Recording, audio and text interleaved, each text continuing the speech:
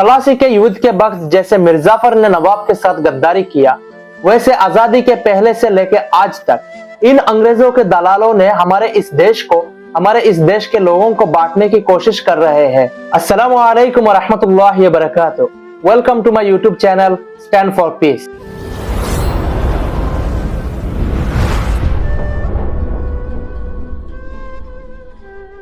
अठारह में पहला स्वतंत्रता संग्राम का असल कारण अंग्रेजों द्वारा भारतीय लोगों को निर्मम शोषण था। 1757 के प्लासी के युद्ध के बाद औपचारिक रूप से बंगाल में ब्रिटिश शासन ने पैर जमा लिया था। वक्त गुजरने लगा और अंग्रेजों ने पूरा भारत को अपने कब्जे में कर लिया। प्लासी के युद्ध के वक्त जैसे मिर्जाफर ने नवाब के साथ गद्दारी किया, वैसे आजादी के पहले से लेकर आज तक इन अंग्रेजों के दलालों ने हमारे इस देश के लोगों को बांटने की कोशिश कर रहे हैं। आज भी हमारे समाज में मिर्जाफर और जगत सेठ जैसे लोग मौजूद हैं। इन जैसे लोगों की बातों पे आके आज मासूम लोग एक दूसरे से दूर हो रहे हैं, एक दूसरे के खून के प्यासी हो रहे हैं। हमारे इतिहास में हमें मिर्जाफर के बारे में बताया गया, मीर कासिम के बारे में बताया गया, लेकिन जगत सेठ, महाताप चांद प्रताप, महाराजा स्वरूप चांद, महाराजा नंद कुमार, उमी चांद, राय दुर्लभ, महाराजा राजबल्लभ, इन सब के बारे में हमें कुछ नहीं पता। इस षड्यंत्र में जितना जिम्मेदार मिर्जाफर है, उतना ही ये लोग भी है।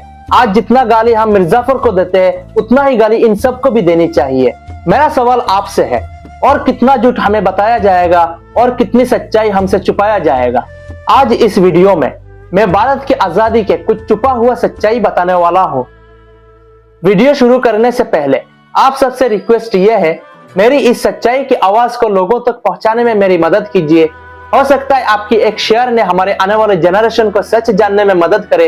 हो सकता है आपकी एक शेयर ने हमारे इस जनरेशन को सच जानने में मदद करे। मुझे पता है आज हमारे समाज के लोग सोशल मीडिया पे एक दूसरे को गाली देना, एक दूसरे पे कीचड़ उछाड़ना, ये सब बहुत खुशी से एंजॉय करते हैं। लेकिन आज भी हमारे समाज में ऐसे लोग हैं जो सच्चाई के रास्तों पे चलना पसंद करते हैं। मुझे आप जैसे लोगों की बहुत जरूरत है जो इस समाज से गंदगी को दूर करना चाहता है। मुझे आप सबकी दुआ और आशीर्वाद की जरूरत है ताकि मैं इस समाज को और हमारे आने वाले जनरेशन को एक सही दिशा दे सकूं। सलाउद्दीन अय्यूबी रहमतुल्लाह अलैहि ने कहा, अगर आप किसी कौम को तबाह करना चाहते हो बिना जंग के, तो उस कौम के नौजवानों में अश्लीलता को आम कर दो। आचार्य चाणक्य कहते हैं, दुष्ट लोगों का साथ छोड़ दो और भले लोगों के संगम में रहो। अपने दिन और रात को पवित्र करके बिताओ और इस अनित्य संसार में नित्य ईश्वर का शरण करो। आज हमारे चारों तरफ अश्लीलता से भरी पड़ी है। अगर हम जिम्मेदारी नहीं उठाएंगे तो हमारा भविष्य बहुत ही अंधकार होगा। समय के रहते ही अगर कल के बारे में हम नहीं सोचेंगे तो हमारे आने वाले जनरेशन को तबाह होने में समय नहीं लगेगा। हमारे इस देश में हमें हमेशा झूठ का काला चश्मा पहनाया जाता है। हमेशा राजनीतिक जंगों को सांप्रदायिक रूप में दिखाया जाता है। जो जंग राजाओं ने अपनी पावर को एस्टेब्लिश करने के लिए लड़े थे, वो जंग हिंदू मुस्लिम के नाम पे हमारे सामने दिखाया जाता है। लेकिन कोई हमें ये नहीं बताता है अकबर के सेनापति का नाम मान सिंह और महाराणा प्रताप के सेनापति का नाम हाकिम खान है। हमें ये भी नहीं पता है औरंगजेब के हिंदू सूबेदार का नाम जय सिंह और शिवाजी महाराज के मुस्लिम जनरल का नाम इब्राहिम खान है। आज हमें ये नहीं बताया जाता है मुंहबोली बहन रानी कर्णवती के एक चिट्ठी पर मुगल बादशाह हुमायूं अपनी पूरी सेना को लेकर मदद के लिए पहुंचे। जब तक वो पहुंचे तब तक रानी जहर पी के मर गए थे। इस बात पे बादशाह हुमायूं इतना दुखी हुए, वो बच्चों की तरह रोए थे। इस मौके का फायदा उठा के शेरशाह ने अपनी साम्राज्य का विस्तार किया था। एक मुंहबोली हिंदू बहन के लिए अपनी पूरी साम्राज्य को खोना, बच्चों की तरह रोना, ये बात आज के इतिहास से हमें पता नहीं चलता है। इस टॉपिक पर फिर कभी विस्तार में वीडियो बनाएंगे। आज हम बात करते हैं भारत की आजादी के कुछ छुपा हुआ इतिहास के।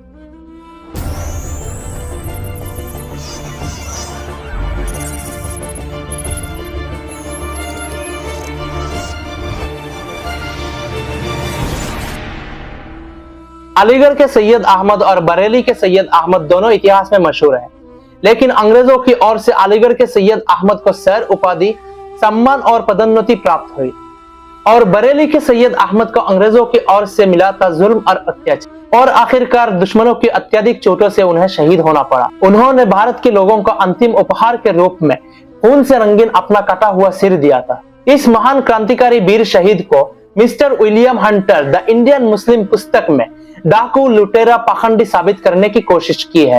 बहुत सारे ऐतिहासिक ऐसे हैं जो इतिहास की सच को लोगों के सामने लाने की कोशिश की।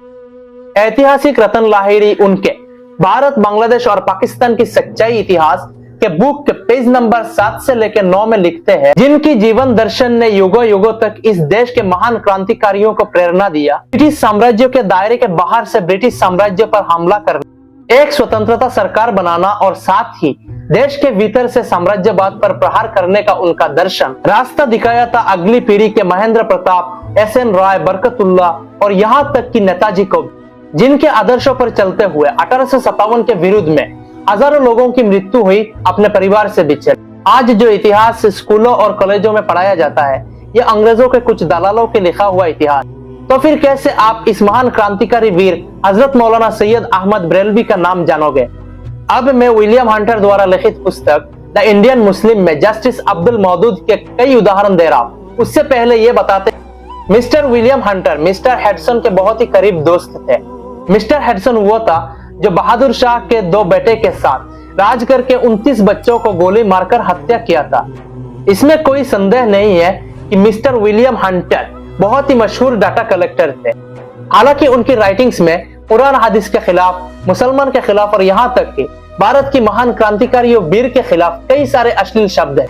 मिस्टर हंटर लिखते हैं, जब मुसलमान खुले तौर पर राजद्रोह में शामिल हुए तो पूरा मुस्लिम समाज ये बहस कर रहे थे कि जिहाद में शामिल होना उनके लिए फर्ज है या नहीं। 1831 साल में सैयद अहमद बरेलवी अपनी 900 साथी को साथ में लेके अंग्रेजों के 20,000 वेल ट्रेन सिपाही के साथ जंग के मैदान में सामना किया। इस जंग को हम जंग के बदले वेल प्लान सुसाइड कह सकते हैं। परिणाम स्वरूप उन सबको शहीद होना पड़ा। रतन लाहिरी लिखते हैं, 1831 साल में सैयद अहमद शहीद हुए, लेकिन उनका आंदोलन, उनका संगठन ना शहीद हुआ और ना ही खत्म हुआ।